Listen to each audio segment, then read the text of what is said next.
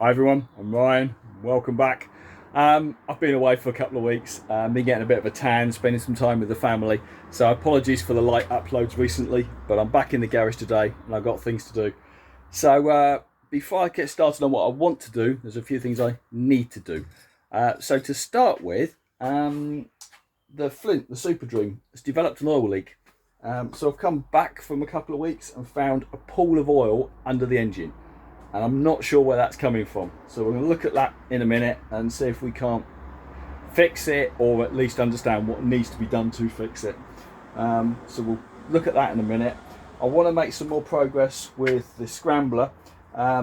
Those of you who commented and said, you're doing it wrong, you've got to put the engine in the frame first. Well, the engine's not cleaned up yet, but that doesn't stop me putting it in the frame. So let me hang that in the frame today and see if I can get some more measurements. And we'll move that forward slowly. Also, the Transalp. This is my daily driver. Not ridden it for about 3 weeks. There's quite a drain. The alarm on it drains the battery fairly quickly. Typically, after about 3 weeks, it probably wouldn't start on its own battery. However, I've connected up a solar charger whilst I was away this time, so we'll see whether that's worked. And also something I ordered about a month ago, which I've now just misplaced, and replacement, here it is, replacement front sprocket for it. This is going to be 1 tooth larger than standard. I just find it's revving quite high at sort of dual carriageway speeds, and it's got buckets of torque, and it's a really torquey, low revving engine. So I think slightly high gearing will suit this. So I'm going to change that and then give it a quick ride. So yeah, let me get started. Right, so I need to get started by moving the Transalp because it needs to come out for me to get to the sprocket and everything else. So what I've done whilst I was away is I connected up via the Ziz wire here, which runs around the garage, and up here I pulled that little solar panel. So that little solar panel's just been trickle charging the battery whilst I'm away. So let's have a little look. I've connected the connections in here. So I've got like an external plug. So I've just teed into that. So 3 weeks have been stood, and it's at 12.46 volts as we stand right now. So I'm hoping that should be enough to start it perfectly. And if it is, that's clearly helping the situation. So let me go and get the keys, which is another good point because I squirreled those away whilst I was away. And I'll get the keys and then we'll give it a start. Right, so we'll find out together whether the solar charger helped. Okay, so first things first, alarm off. Does it prime? Yep, fuel pump primed.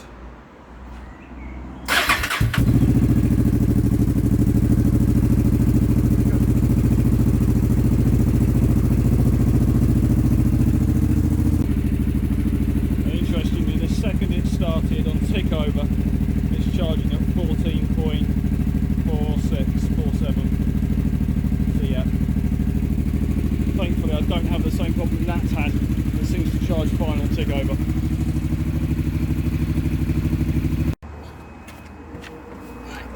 Let's start with this. Let's see if we can just quickly understand if fitting this sprocket is going to be particularly taxing or not. I mean, in theory it should be not much more than a few minutes work. But then half the bloody jobs I think are going to be like that. What I did want is a different gear lever, one that's got a retractable end on it. Because when I took this off-road, I got it stuck in a ditch. And then all this bent back, which meant by the roadside I had to straighten it back out again so I could ride home, which wasn't ideal. And it's looking a bit worse for wear, but it still does its job. That's probably not meant to be quite twisted in that method. Anyway, we'll worry about that another day.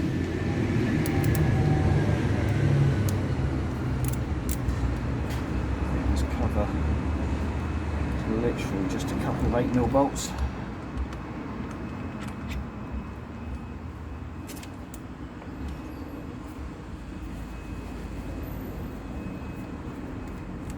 And we'll see if it's the right sprocket, and we won't drop the bolt down there. Okay, that's it. Okay.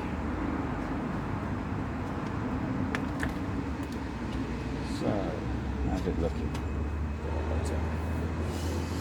How's it looking?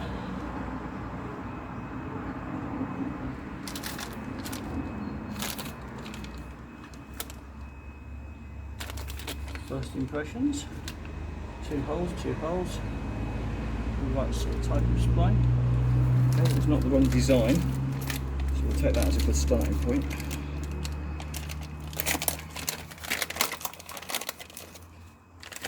And this is one that's got a rubber cushioning as well, so it might make it slightly smoother. There we go. Is that going to fit on there? Yeah, looks like it will. And I think this one is a 16 tooth.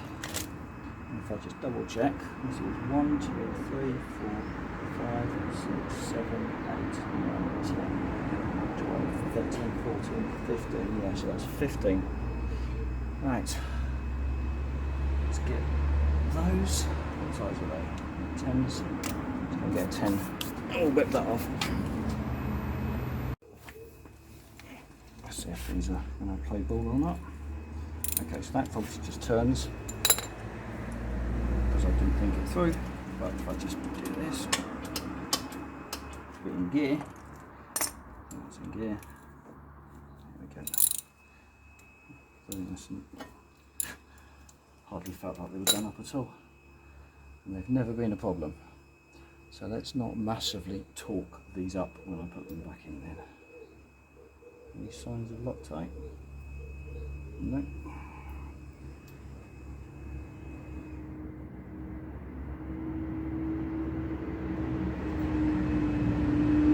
No Loctite. So it's probably the counter rotation is actually enough to prevent that from undoing.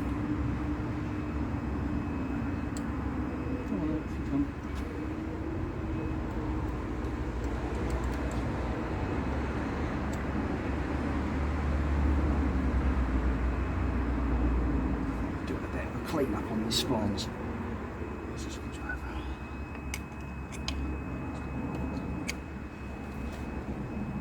oh, there's persuasion.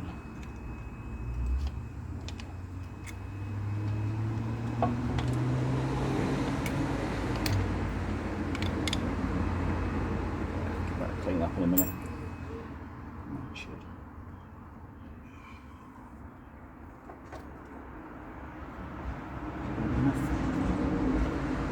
Space to get that off. I'm going to have to slacken the wheel. I might have to slacken the wheel.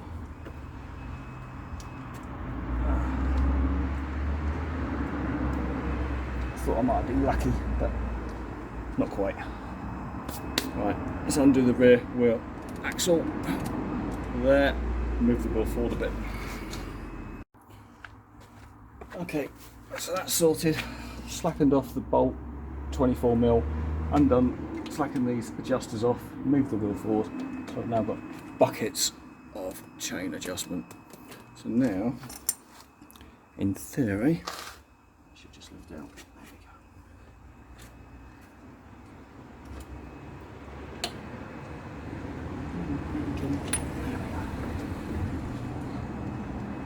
There we go. There we go. So I don't think the wear pattern's particularly bad. Not cresting over or sharp or anything. And I'll probably, no doubt, someone's going to tell me that I shouldn't just change the sprocket without changing the chain. And you're probably right, but I'm going to do it anyway.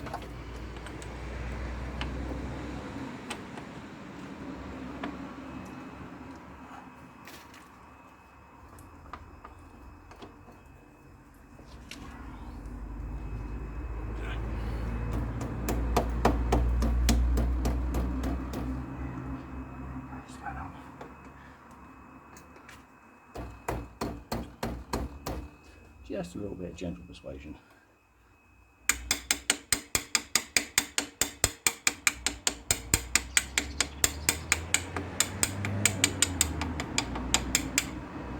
She's on.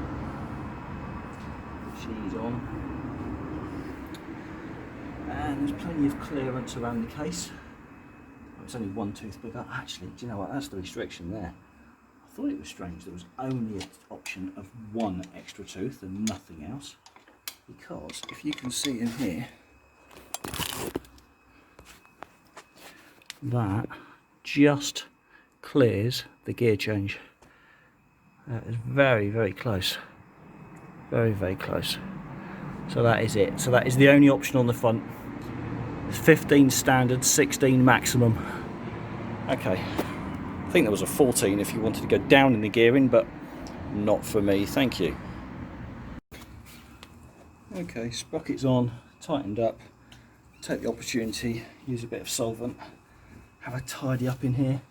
Let's see if I can't shift some of this grease, not off the chain, but just from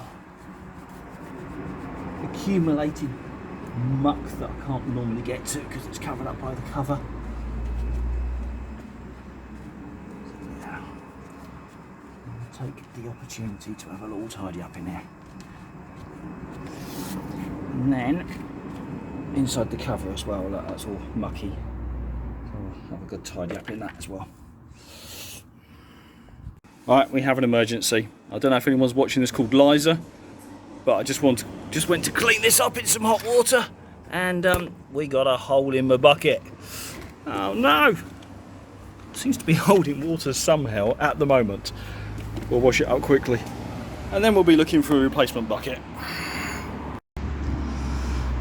I'm glad I'm doing this. So I'm cleaning up this cover, and on the back of the cover is this bracket that the bolts go through.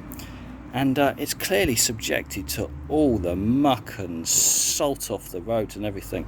So I'm going to take the opportunity to give this a bit of a clean up and treat it with a bit of cure rust, and then probably a coat of primer or something, because that, left to its own devices for much longer, will start to actually weaken. It's already fairly corroded on the surface.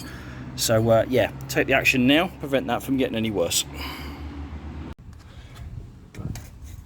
So let's adjust this. It reckons I need 40 mil of free play. So hold that steady, move it down from 20, it's just above 20, about 24 and a half. So 20, okay, and that's about 45 mil. So I'll wind up one more little bit there. Same on the other side.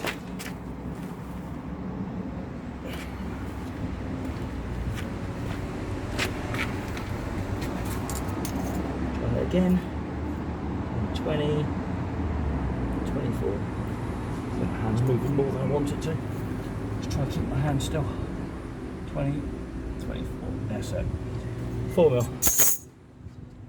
40 mil of play. Good. Let's tighten the axle up. Okay, so I've done as much as I can do on that whilst I'm waiting for that metal bracket to harden and dry, which is sort of here, just hanging. I'll give that a bit of time. I thought I'd tidy up the gear lever as well whilst I was at it, so that's just drying as well. Right, Superdream. So I was saying that this developed a leak. Well, so I've come back, I've had a few weeks away, and there is clear signs of oil there. And I've got limited space here, so I'm going to try and establish where it's leaking from. In fact, I'm going to have to move the bike out. I think I can see a telltale straight away, actually. I think I can see something. Get some light on the subject. I think I can see something there. There. So let's get her out. It might just be the gasket, or something just down there. Okay. Okay, so oil leak. The oil is dripping. The oil is dripping from the bracket on the exhaust here. I don't know if you can see that, but that has oil. The exhaust sounds like a strange thing to have oil, but if we look directly above the exhaust, yeah, if I can relocate myself, what we have directly above the exhaust is that.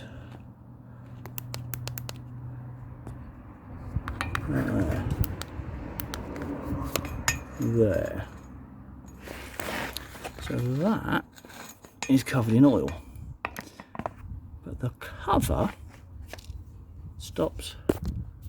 Oh, I need a screwdriver or something. Wait a second, let me get a screwdriver. It's difficult to do it, not enough hands. So the oil's coming from there, which is below this cover here. So is the gasket seeping from here, allowing it to come down and touch that, or what is that? It's a good question. What is that?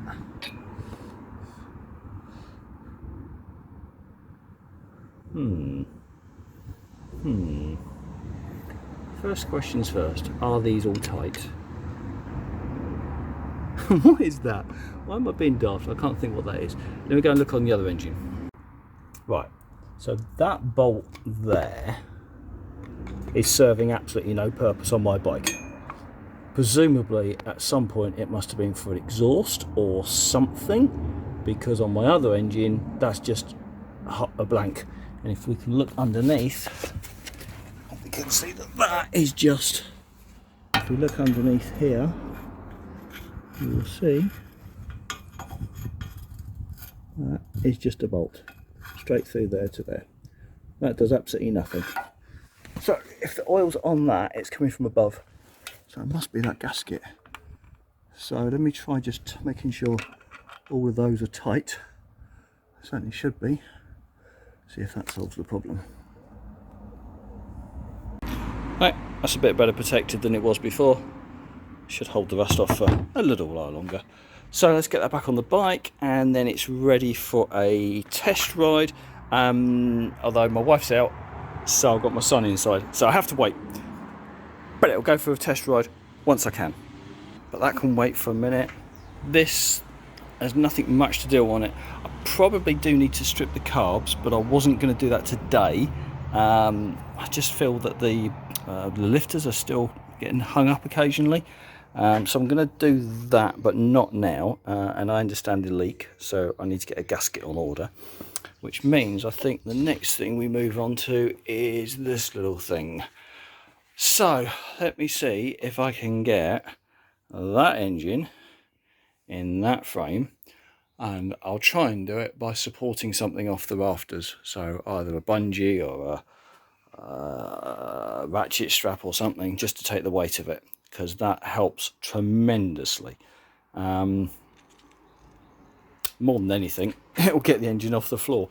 But then I can look at the alignment of the sprocket in relation to the rear wheel and try and check, because one very good comment someone made to me is, how do I know that the swinging arm sits centrally on the frame? And I don't. I actually haven't got a clue. Maybe the swinging arm does sit off to one side. Wasn't something I'd considered, but quite possible, I guess. Having said that, let's just have a quick look at this. Is this wheel in the middle of... Ah, you can't really tell. It's going to be very difficult to see. Is that in the middle of that swinging arm? I think it is. How much space we got here? How much space can I got there? Sort of 1.5 fingers, or just about 2 fingers down the side of that tyre to that swinging arm. And on this side, slightly more. It's slightly more. You can't really see it. It's very difficult for me to show you. But there is slightly more space there. Interesting. So that wheel is not in the centre of the swinging arm.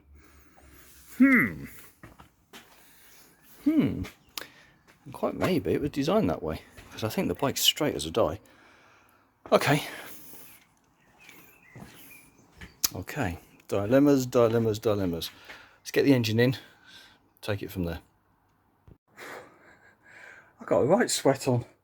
So firstly, it's warm, but today I struggled to fit the engine. So it's in the frame. In the past, I've attached the engine to like the rafters through like a bungee, taken a lot of the weight off of it, and then it goes into the frame really easily.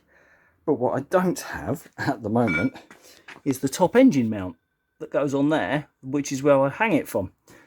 So I thought, okay, well, no problem. Instead of trying to take it off the other bike or anything, I'll just lower the frame onto the engine. Okay, well, that took me longer, and I had to drop off the rear swinging arm to make that happen. So anyway, the engine's now in the frame. Now I've got to reattach the swinging arm. Then we can start to look at some alignment. But hey, what do you reckon to that? Low rider, proper low. Hey, maybe with some air suspension on the back we can lower it. No, let's not go there. Okay, right, yep, let's try and get the rear swinging arm on now. Okay, she's back on her wheels. So it's beginning to look a bit more motorbike-ish. So the engine's just bolted in front and rear, not at the top. No consequence at the moment. So swinging arms back in place. I'm going to go with the shorter variation of the footrests, because I think I understand that will allow me just to run a gear change direct from there without any linkage, which is my preference. So I don't have to go for the same linkage as the Superdream. So that's swinging arm in place, a rear wheel floating, quite frankly. There's no spacers on it at all, but that is approximately where it needs to line up. So looking at the sprocket, looking at this and lining it up with that, I need to try and find a straight edge and see if I can actually prove it, but that looks about right to me. That's approximately where that needs to go. There's plenty of space on this side. My issue is that wheel, the rim, I think needs to be moved to the left. But I'm more and more confident that can be done for a variety of reasons. One, I've seen people on videos move a rim left or right by adjusting the spokes. Secondly, it's been done before. So a guy called Darren, who kindly donated me some bits for the Superdream, he built a Scrambler style CB bike, and he tells me he successfully used the RS wheel on a CB frame and swinging arm. He's asked me if I want to speak to him and ask how he did it, which I think I'd be foolish not to take him up on that offer.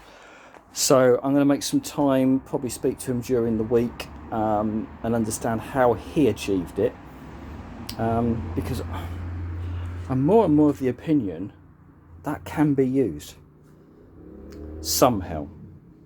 Then I need to work on the front. I still need to source the correct front wheel for these forks, and again I want a 21-inch spoked XL wheel. I think that will then, with the right spacers, drop in here and line up nicely with that brake disc. Okay, well, I've spent hours today. I don't feel like I've done a lot, so I'm going to start trying to find a nice straight edge to take some measurements with, because I don't have one. So I probably need to go to a shop and just pick up a nice meter long metal rule or something. Okay, well, for now I'm going to start putting this to one side, and then, because the weather's nice, I'm definitely going to get that out and give it a test with the new gearing.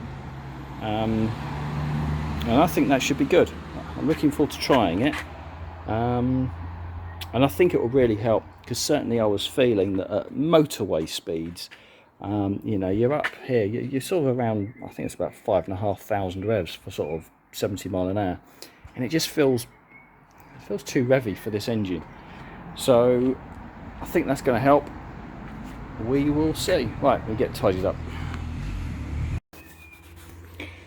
Just beginning to put these bikes away. Just rolling it around, just with an old improvised bar to steer it with.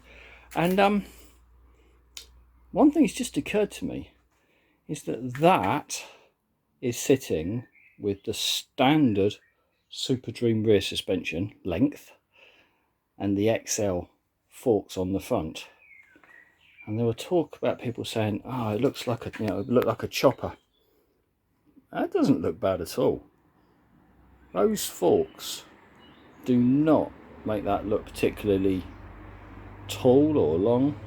Now, don't get me wrong, a 21-inch wheel is going to lift the front, you know, the front a little bit more again. But what's that, 1.5 inch? Because it's a 3-inch difference. But then it's only half at the bottom, so it's only 1.5 inches higher. So that's not huge quantities, and I am sure I can get a little bit more off the back, up the back. So yeah, now the overall angle, poise of that doesn't look stupid at all. That looks absolutely fine. Okay, no, good. Right, and carry on tidying up now. Okay, let's go out for a little ride, see how this feels.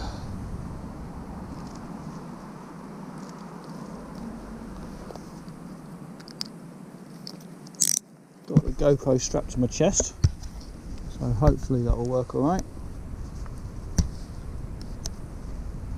And hopefully my helmet won't keep hitting it.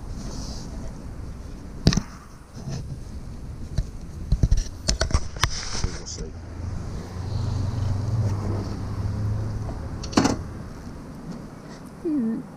Right.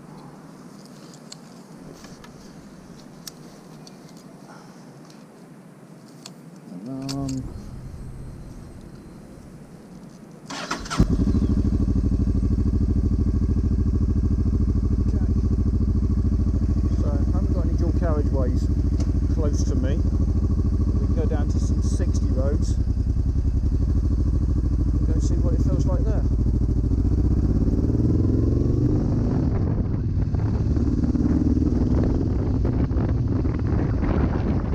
Effortlessly 20 miles an hour.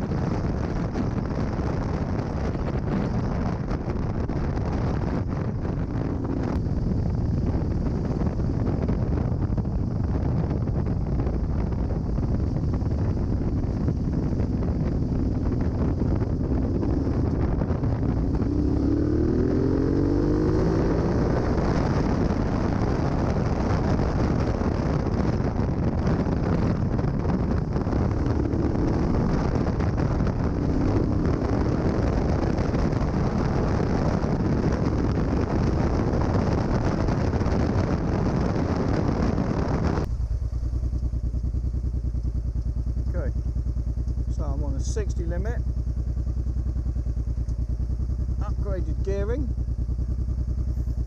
got a 16 tooth front sprocket. Let's do a 0 to 60 pull.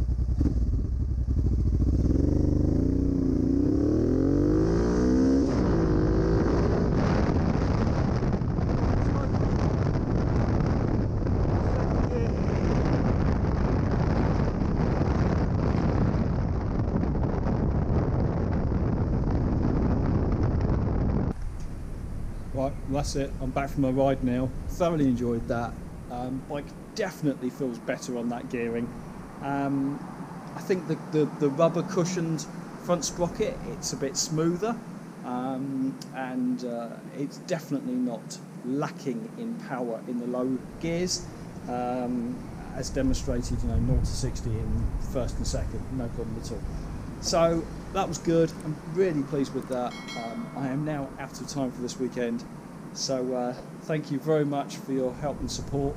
Please like and subscribe to this channel, and we will move forward together. Bye for now.